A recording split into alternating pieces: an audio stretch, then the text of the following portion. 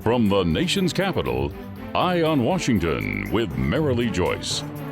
A weekly discussion about the federal issues most important to Nevada. And now, from Washington, D.C., here's Marilee Joyce. And good day to you. I'm Marilee Joyce, and this is Eye on Washington, the only statewide Nevada news program produced in Washington, D.C. Every week, Eye on Washington takes you straight to Capitol Hill for a discussion with Nevada's delegation and other leaders about the federal matters that matter to you.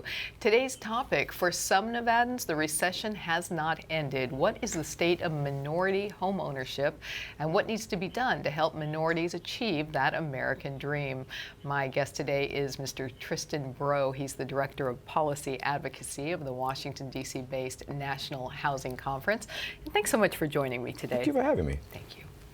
2 steps forward, at least 3 steps back for too many members of Nevada's minority community. That's the reality when it comes to homeownership. And today on Eye on Washington, we'll find out why, for some Nevadans, the foreclosure crisis isn't over. We'll learn about the root causes of minority and Black homeownership gap, and we'll ask my guest what's being done on Capitol Hill and what needs to be done to turn things around. In May, NHC President David Dworkin submitted testimony to the House Financial Services Subcommittee on Housing on the statehood and barriers to Black homeownership. It's a major focus of the NHC, which told the press that African American homeownership has declined to a level lower than when the Fair Housing Act was passed in 1968. Mr. Dworkin told the subcommittee that, quote, "The root causes of the Black and minority homeownership gap are multifaceted, as are the solutions." And he added, "Our challenge today is how we reverse this trend for all Americans, but particularly for those disproportionately impacted, and in the case of African Americans, for those who continue to see home ownership rates fall." Mr. Breaux, welcome back to Eye on Washington. Good to have you here again.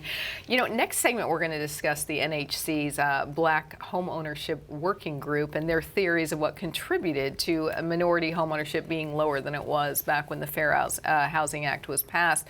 But for now, back us up. Lead us, tell us what led to Mr. Dworkin's testimony before the subcommittee. So yeah, and I think that, as you said, the Black home ownership is lower now than when it was in 1968. The context of that is that the Black home ownership is lower now than when segregation was legal. And so that's the part of the issue that we have to make sure that we tackle. NHC and our president and CEO, David Dworkin, we've been working very hard to highlight this issue and raise it towards Congress. We were happy that Chairman Clay, the subcommittee chairman for the House Financial Services Housing Subcommittee, took up this issue and had a hearing to address the root causes and the barriers. And so we couldn't sit idly by and not just present testimony to Congress to raise what we see is a multifaceted issue. There's no silver bullet to address the issue, but we have to at least talk about it and figure out how we can address a lot of the root causes that come from African American homeownership being lower now than what it was in 1968, but also how we can increase more single-family homes. You know, this show airs statewide in Nevada, where far too many people haven't recovered from the foreclosure crisis, as you know. What can you tell us about minority ownership in Nevada and the special challenges facing that group? So it's all about the cost of housing and also income. You look at the average cost of a home in Nevada. It's between about $75,000 to $80,000 if you equate for the metropolitan areas and the rural areas. So if you kind of do that, the average for the two, of course, there's a little bit more in metropolitan areas than in rural areas, but $75K. The average income for a person of color in the state is about $55,000 a year. And so if you're not making enough to actually afford a home, then that's a problem. Down payment assistance is another issue of trying to figure out how you're going to get to 3% to 5%, because am I going to be able to afford a monthly mortgage payment, or am I going to be able to put down 10% to where my monthly mortgage rate is lower? Mm-hmm. If I can't do that, if I'm not able to save. And so the barriers of student loan debt is really, really crucial. The barriers of the fact that you're spending more in rent than you would actually in a mortgage, because I cannot save for a down payment. I cannot save to actually pay down my student loan interest and principal at the same exact time. So there are a lot of different issues that we have to address, and it's not just housing, it's education, it's the economy, it's how we can collectively address the issue. And they're really still catching up from years ago. Nevada saw greater loss and foreclosure, greater job loss, and foreclosures than any other state during the recession. Sure. And so what was and what is the ongoing impact of that on this group? Well, and not just particularly Black Americans, but Black individuals in the state. I want to say in Clark County, it had the 8th highest rate for Hispanics across the country. Sure. And so you're looking at the 2nd highest foreclosure rate for Asians in that particular county. And so between 2010 and 2011, immediately following the financial crisis, you saw over 167,000 homes that went vacant in the state of Nevada. And so this is a holistic issue that people have not bounced back from, but particularly African Americans who nationwide have seen the least bit of bounce back from the crisis. And so how we address not only the financial market, you also have to address the trust issue. And so as me, I'm a millennial. And so if my father, which he didn't, thank God, did not lose his home, but if he did, I wouldn't trust the financial market enough to say that I want to invest in a house, because I've seen what has happened. So we have generational issues that come down from it as well. And so the market needs to be better. What the products that we give from banks to the African American community is very, very important. As we're running out of time in this segment, I want to ask you, what was the goal of Mr. Dworkin's testimony to the subcommittee? What reaction did it receive, and how are you following up to make sure it leads to real help for those who you believe are struggling? So there's a couple of things. We wanted to make sure that Congress understand that we have to do some type of reform to the False Claims Act. The False Claims Act, of course, holds banks accountable for their role in any particular situation. We want to address the loan servicing model. The loan servicing model is how we collect interest and principal on a loan, looking at how we look at those numbers, and also loan level pricing adjustments. And so looking at risk-based fees and all those type of things, the financial part that comes with actually developing a product for a mortgage. And so if we fix the product and how we sell it to the community, is going to be very important to increase the numbers. All right. And just ahead, theories on why. Why is minority homeownership in decline? We're going to tell you right after this. You're watching Eye on Washington with Marilee Joyce, brought to you by Caesars Entertainment, the Regional Transportation Commission of Washoe County, the Las Vegas Sands Corporation, the Las Vegas Convention and Visitors Authority, NV Energy, Jim Marsh Automotive and Body Shop, the Rogich Communications Group, and Renown Health. I have 3 tests next week. I'm going to be studying all weekend. Ugh. Are you studying tonight? We can meet up and study together. Oh yeah, that sounds good. What time? I work until 6. Okay, sounds good. Just text me after. Okay. No! There is no text, tweet, or call that's worth a life. One pedestrian death is one too many. Look up. And look out for each other. Want more federal news that affects Nevada, its businesses, and its residents? Then you need to subscribe to Nevada's Washington Watch newsletter, your sole source of online news direct from Washington, D.C. Visit joycecommunications.com and subscribe today. My name is Blake. I received a heart transplant when I was 2 weeks old. I play defense for the Red Hot Tornadoes. Sometimes my heart starts pounding like faster and faster as I go. I know I have someone else's heart inside me. It makes me feel happy because someone was generous enough to give me a second chance to live. This gift of life was made possible by an organ donor. Imagine what you could make possible. Sign up as an organ, eye, and tissue donor. Go to organdonor.gov. Planet Hollywood, Paris, Harrah's, Caesar's Palace. It's one of the most exciting skylines in the world, Las Vegas. Caesars Entertainment has nearly 50 casinos worldwide, including these. But no matter which casino you visit, we want you to play responsibly. And if you need help setting or keeping a limit, we hope you'll call this number. You see, we know you're coming to our casinos to have a good time, and we always want you to leave feeling like you did. got my own iPod Touch and use my dad's login to get on gambling sites. Poker is the best, but I'm losing a lot. Since I'm too young to play, they're not allowed to keep the money and my dad won't find out. That's right, isn't it? I'm attorney Adam Kuttner, here to talk to you about Make-A-Wish Southern Nevada, where they grant wishes for children with critical illnesses, just like my friend Abigail. My wish was so special and it helped me stay positive in a really hard time. As a Make-A-Wish supporter, I know that wishes really do help kids fight their illnesses and improve their quality of life. Help us grant more local wishes by donating monthly. Go to wishmakerclub.org. Together, we're transforming lives. One wish at a time. And welcome back to Eye on Washington, our look at barriers to minority homeownership and what needs to be done to address and improve things. My guest today is Mr. Tristan Breaux, the Director of Policy Advocacy of the Washington, D.C.-based National Housing Conference. Well, let's look now at those barriers, or what my guest group believes has contributed to African American homeownership being at a lower level than it was when the Fair Housing Act was passed 50 years ago. The NHC's Black Homeownership Working Group recently compiled various contributing factors to the gap and possible ways to address them. Here's how the group laid it out. They believe it is likely that many African Americans who lost their homes were first financed into toxic mortgage products they could not maintain.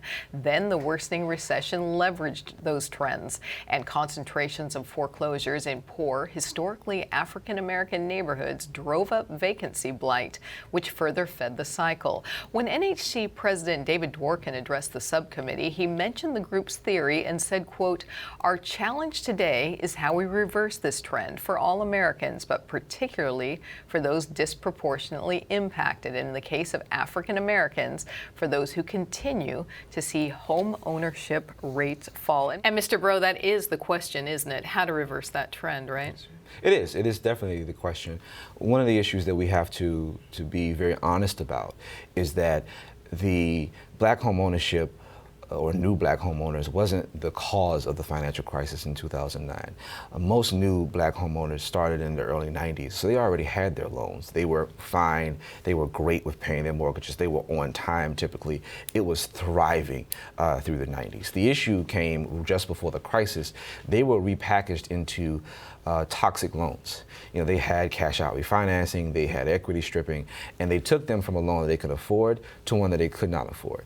And over time, they continued to see their mortgage rates go up, and then it got to a point where they couldn't afford their mortgages anymore. And so the equity stripping part is, you know, there was a time where black homeowners were calling and saying, you know, I can't afford this, and, you know, the loan servicing folks said, that's okay, you know, it's taken care of this month, because they were stripping their equity, and they would take the equity payments, pay off loans, and before you know it, the value of their home was down. And so now you can't even afford your home, but at the same time, you have no money to even pay for your mortgage. And so it's figuring out how do we own up to that, which is very, very important, and it's something that the Black Home Ownership Working Group for NHC is doing, to figure out how we identify that trust issue, and saying that we build generational wealth, and saying that this product is different, it's new, it's fresh, and you can have a home that you like. Do you agree with the working group synopsis of how we got to where we are? I do. I think we made mistakes, and it's not the sole fault of the homeowner. It's not the sole fault of the banks, but we all had a collective part in it, whether it's the government, whether it's the banks, whether it's the homeowner, and we have to figure out how to work together. And tell us more about the working group. What led to its creation, and what are its long-range goals? I'm assuming you want more than theories, you want actual change. Well, NHC is in the business of creating policy, and we're in the business of making sure that we are legislating solutions. And there are a lot of individuals who are doing great work. Urban Institute is putting out great numbers on what that looks like. You have other organizations, the NAACP and the Urban League, they're advocating for figuring out how do we work together and build a coalition. We want to be able to bring all those individuals to the table under our big umbrella, as we say at NHC, and figure out how we can present to members of Congress a legislative proposal to address this specific issue that affects a community that had nothing to do with the crisis of 2009. Thank you. And coming up, the federal focus. What needs to happen on Capitol Hill to help minorities struggling with housing affordability? Let's get my guest's take on it right after this.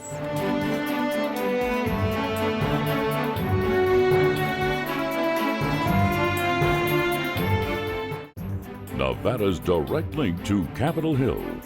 Eye on Washington with Marilee Joyce, the only statewide Nevada news show based in Washington, D.C.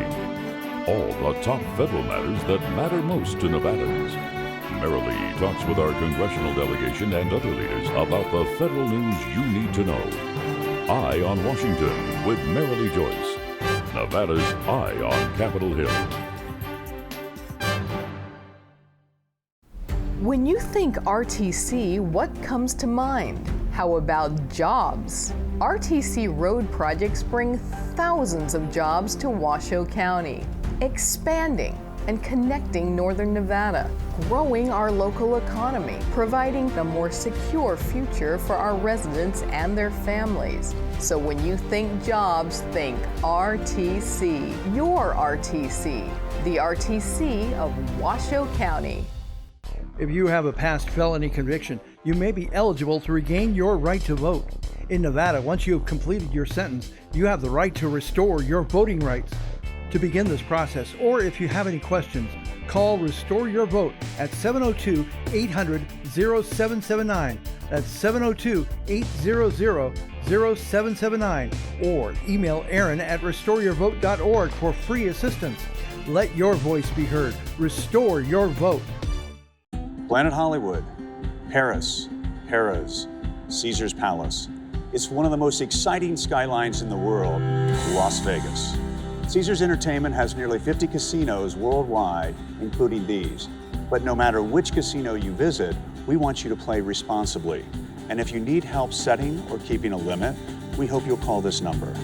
You see, we know you're coming to our casinos to have a good time, and we always want you to leave feeling like you did. 150 over 90. 180 over 111. 160 over 110. I had a stroke. This is what high blood pressure looks like. You might not feel its symptoms, but the results from a stroke are far from invisible or silent. If you've come off your treatment plan, get back on it, or talk with your doctor to create an exercise, diet, and medication plan that works for you. Go to loweryourhbp.org. If I would have followed a treatment plan, I would not be in this situation. We just finished dinner and it was time for homework. He hates homework. I know he's bright. Why is it so hard for me? He's just gotta as try a hard little as harder. I can. 1 in 5 children struggle with learning and attention issues. Go from misunderstanding to understood.org. Safety. We all think about it. You think about it when he buckles in, when you check your mirrors and put away your phone. RTC thinks about safety too. In fact, we create it. Center turn lanes mean fewer blind spots. Bike lanes keep cyclists and you safe. Roundabouts reduce injury collisions, and all these crosswalks are designed to keep families like yours safe. Safety is your priority, and it's ours too. Every day, in everything we do. And welcome back to Eye on Washington and our look at the state of minority homeownership. We've been visiting with Mr. Tristan Breaux, the Director of Policy Advocacy of the Washington, D.C.-based National Housing Conference. For far too many in Nevada, the foreclosure crisis is not recent history. It's an ongoing, desperate reality. According to the U.S. Census Bureau's home ownership rates by race and ethnicity of householder, 74.4% of homeowners are white, non-Hispanic, up from 71.1% in 1996. African American homeownership is at 45.4%, up just 1 percentage point from 1996. Interestingly, minority homeownership started to go up rapidly, reaching a peak in 2004, nearly 50%. The organization Homebody mused in a report that it was the explosion of predatory lending centered on subprime loans that had a profound impact on minority communities. Mr. Breaux, that report goes on to opine that minorities typically have most, if not all, their wealth in their homes, and that because of this economic vulnerability, minority households are disproportionately affected by the foreclosure crisis. Now, this isn't big news in Nevada, of course, but it is important news to consider that minority homeownership is not improving. It's not improving, and it's a variety of different issues. You have the issue of small dollar loans, which in Detroit, I know it's not Nevada, but Nevada has the same issue. But perfect example, downtown Detroit, where the cost of a home is average of $80,000, where banks are not giving them $80,000 of a mortgage, or not even trying to take those applications. The same can be said in rural Nevada. And so saying of how we can actually invest in a home, or how is a bank going to give me a small dollar loan, which is less than $100,000, that's the big issue. And a lot of African American wealth is tied up in their home. And so how do you get beyond that? How do you get beyond student loans? And how do you impact rental charges and affordability of being able to save for a down payment? African Americans are impacted the most, and so how do we address the cause issues at the same time of trying to put them into something that they can afford? You know, we do, of course, on this show focus on how federal issues affect the state. So again, what policies are you pushing? What legislative efforts are you backing that would change things? So we're, of course, the most popular one is, of course, housing finance reform, looking at our current housing finance system and how we can make changes and making sure that communities of color are not left out in whatever reform that is definitely going to happen. CRA modernization is very, very important. Redlining has played a part in our history. It's in our DNA as Black people when it comes to trying to own our own property. And so being able to modernize CRA at the point of where it impacts communities of color.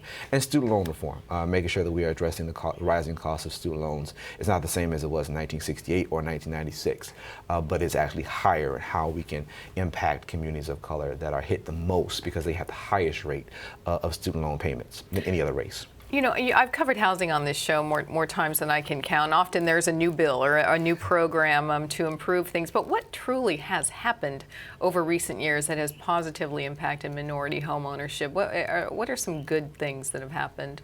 So some good things that we had HERA, which played a very, very, very good. It was a good start.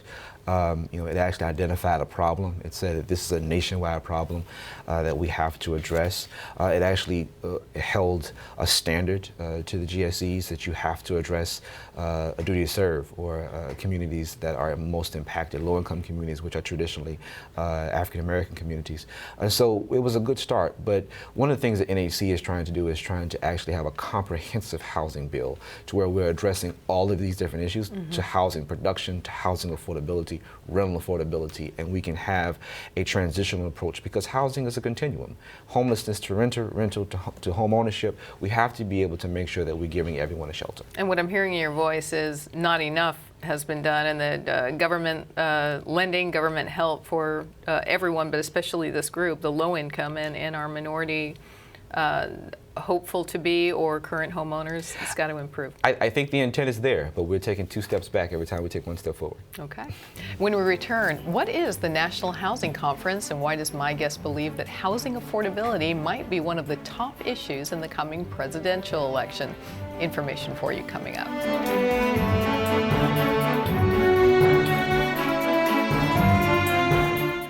Planet Hollywood, Paris, Harrah's, Caesar's Palace. It's one of the most exciting skylines in the world, Las Vegas. Caesars Entertainment has nearly 50 casinos worldwide, including these.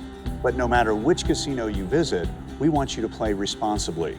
And if you need help setting or keeping a limit, we hope you'll call this number. You see, we know you're coming to our casinos to have a good time, and we always want you to leave feeling like you did. Nevada's direct link to Capitol Hill. Eye on Washington with Marilee Joyce, the only statewide Nevada news show based in Washington, D.C. All the top federal matters that matter most to Nevadans. Marilee talks with our congressional delegation and other leaders about the federal news you need to know. Eye on Washington with Marilee Joyce, Nevada's Eye on Capitol Hill. I got my own iPod Touch and used my dad's login to get on gambling sites. Poker is the best, but I'm losing a lot. Since I'm too young to play, they're not allowed to keep the money and my dad won't find out. That's right, isn't it? What if being in recovery from a mental or substance use disorder was something we proudly showed the world? You might be surprised. Millions of people are in recovery, sharing hope, help, and support with family, friends, and community. Join the Voices for Recovery. For 24-hour free and confidential information and treatment referral for mental and substance use disorders for you or someone you know, call 1-800-662-HELP.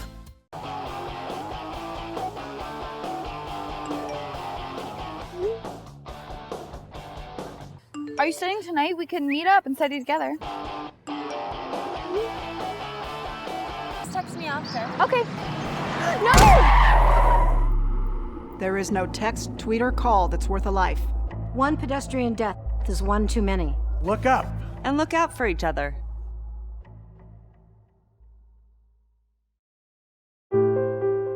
You're pregnant, and no matter what you do, no matter what you try, you can't stop using. But it's not too late. There are safe places across Nevada to help pregnant women stop using. No matter how lost you are, how far along you are, there's always hope. If you or someone you love is pregnant or thinking about getting pregnant and using alcohol, drugs, or tobacco, visit SoberMomsHealthyBabies.org or call 211 to find help today. Want more federal news that affects Nevada, its businesses, and its residents? Then you need to subscribe to Nevada's Washington Watch newsletter, your sole source of online news direct from Washington, D.C. Visit JoyceCommunications.com and subscribe today. And it's time for our closing segment of today's Eye on Washington. We have had as our guest today Mr. Tristan Breaux, the Director of Policy Advocacy of the Washington, D.C.-based National Housing Conference. We've been discussing the NHC's efforts regarding housing affordability today, and that probably is what the organization is best known for, but their housing advocacy work goes farther than that. So let's finish today by learning more about the NHC and how they might be able to help you.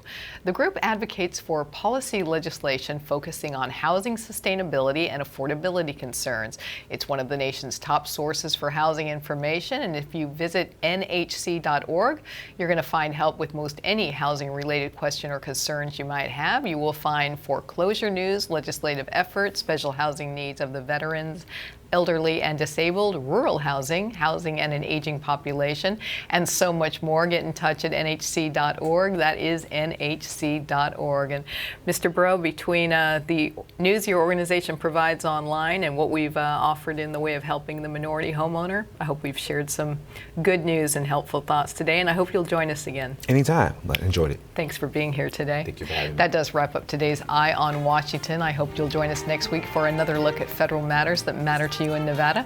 In the meantime, though, we're always here for you, providing all the federal news Nevadans need to know. Go to our website, JoyceCommunications.com. While you're there, check out the federal issues that impact you. Like us on Facebook, follow me on Twitter, catch up with any shows you may have missed on our YouTube page. Thanks for joining us on Eye on Washington. I'm Marilee Joyce in Washington, D.C. Have a great day.